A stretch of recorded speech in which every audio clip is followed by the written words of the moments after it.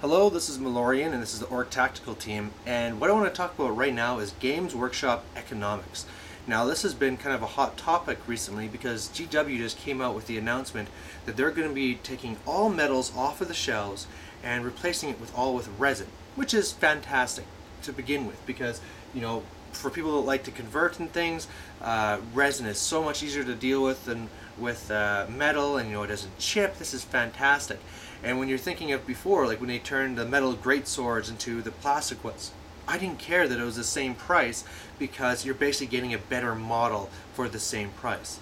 Well, the unfortunate thing right now that's getting everybody so pissed off is that, well, for starters, there's a price increase, and we're talking about a price increase up to 30% on these models, which is very hard to justify. I mean, I'm really a real fanboy of Games Workshop, and I have to tell people, I've had a lot of people ask me, what do I think about it? I can't defend it.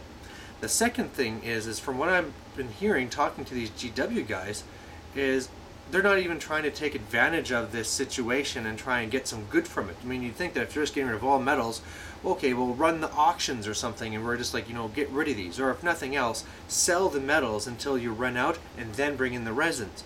But no, mysteriously, all these metal models are going to be shipped away, and God knows what's going to happen to them. Melted down or something. I mean, a complete waste. But anyway, this has a lot of people pissed off at GW, saying, God, what are they thinking? I hate them. I'm going to leave the hobby. I just want to talk a little bit now about what their thought process must be, and then in the end, why I agree with some of you and where there's going to be a big backlash and trouble for GW in the future. So what they're probably thinking is that, well, in today's society, we spend a lot more money on unnecessary things. If you compare things to, like, everybody starts having their computer with your internet access, and then you have your BlackBerry with that little plan there. You also are going to be having, you have your big truck. You might also have your quad. The main thing is that people are spending money on things that they don't need as much anymore. And so if there's this extra spending going out, they might as well take advantage of it. At the same time, they're still really keeping in line with other hobbies, if you think of it, because if you compare it to, say, the Xbox 360, right, if you're going to be a gamer rather than a war gamer, well, to get into that is a much higher cost. If you compare a starter set to an actual Xbox 360, the games are very expensive, so you could be getting one Xbox 360 game or 2 boxes of guys, and so they kind of keep in line with that. If you look at other hobbyists that do models, if you're a person that buys model planes or tanks and stuff like that, the prices are still pretty much the same. They're still pretty competitive. And so that's really where they're kind of coming from. The other aspect of it is that a little while ago they were kind of financially hurting, and their stockholders are now really pressuring them to become a better business.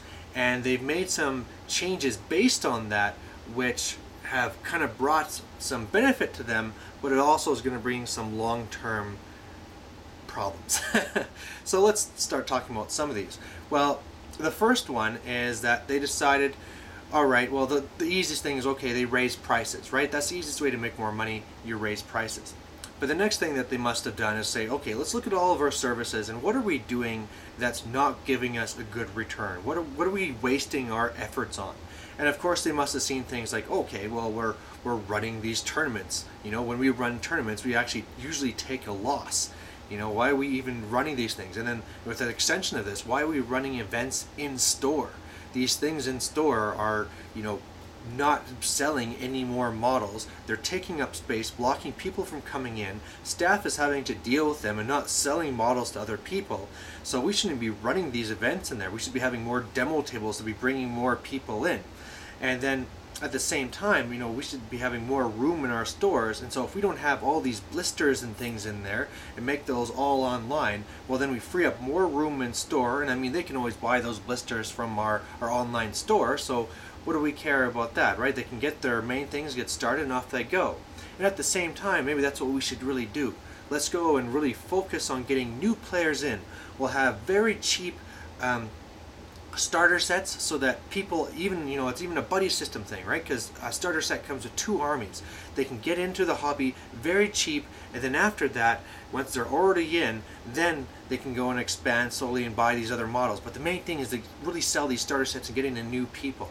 And as well, of course, anyone that's a tournament gamer and wants a very competitive army, they're going to need these more expensive blisters and things. Okay, let's go and really focus on that. Who cares about the day-to-day gamer that buys one box every couple of months? That's not where we're making our money. Let's go and focus mainly on the new players and the tournament players that need to get, are going basically from having nothing to wanting a tournament army. That's what we're going to focus on. And if you look at it that way, it kind of makes sense, right? You're just trying to be as efficient as you can be.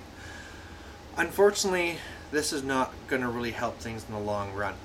Part of this is being that if you're really targeting the beginners and not supporting that after with things like good prices and tournaments and stuff like that, that they're going to be going and having a large turnover. So you'll have new players come in, buy their sets, and sell them on eBay, sell them on Kijiji, sell them to other people. And the problem for GW is, even though for other, there's online stores you can buy models for like 30% off, the thing is GW still gets their cuts because they had to buy those models from GW eventually. However, if you had your army, bought it, and then sold it, they're now not getting anything. This can now travel several hands and they're not making a dime off this. So it's not in their best interest to have this happen. Second of all, by not offering things like blisters and the full range in store, well, that means that you have to go online for it. If you're going online, you might as well be going to these stores that offer 30% off. You're having to wait for your models anyway, you're having to go through the hassle of ordering online, you might as well get it cheaper. So that's another thing where they're not, I don't understand why they're not really catching on to this part. Finally, if you aren't running your own tournaments, the big thing there is, okay, first of all, you're bugging people because you're not supporting the hobby. You're kind of leaving it in the hands of the clubs to run these things. But why do you need to have GW models? So that you can, because you basically need them to be in tournaments, right? When you go to a tournament, you need to be all GW models, unless you're not running your own tournaments. And from what I've seen from all the other non-GW tournaments that I've been going to, they don't care if you don't run GW models. They don't care if you convert your own models. They don't care if it's from Magic. They don't care if it's from wherever, Reaper. As long as it looks like something that's WYSIWYG, it's, oh, that's an orc with a shield, who cares where it came from? And so all of a sudden again, GW now is having no reason to force people to buy their own models. They're almost pushing people to go online. The logical thing then is to buy it from other stores so that they can get a discount, and then they might as well even get it from whatever store and whatever provider gives the cheapest model that looks like what they want, because there's no incentive to need to have the exactly GW model, because there's no official GW tournaments other than the big games day thing that they run like one in all of North America, right? So for the vast majority of the continent, it doesn't even matter whatsoever. So this is something that's a major pitfall that they're going to be running into, and looking forward, they're going to have to make big changes. What do I think that they should be doing to fix their situation? Well, they're not going to drop prices. All we can ask there is that they're going to hold some of these prices steady for a while. But the big things they need to do is just start offering more services again. And that's what's going to be giving the support to the gamers, which will mean that less are falling out. Probably start closing the small stores. If you have just tiny ones in the mall that you have to worry about having these demo tables on, what's the use? Close those. Open up bunkers where you have room to sell the full line of models, so that people can go there and it's more convenient to buy it right away and have it in your hands than having to order it in the first place. Then you also have the space to run your own tournaments. If you're running tournaments, then all of a sudden there's incentive to have GW models. As well, if you're running tournaments from your own locations, you're not spending fees on things like renting the hall or any of that stuff. Will this happen? We'll have to wait and see. And the only thing I can say to you guys is, please don't panic and sell all your models and go to other systems. The best thing you can ever do is, if you are frustrated with GW or any system, is just pack it up, put it in the garage or in the attic, and leave it for a month and come back later when you're more cool-headed. if you ever decide that later on you do want to come back because let's say GW has made whatever changes to make you happy again, well, now the money you're going to have to spend to get a brand new army is going to be significantly more than what you sold your old armies for. So just hold on to that stuff, and that's GW 101 economics. So thanks for watching. Bye.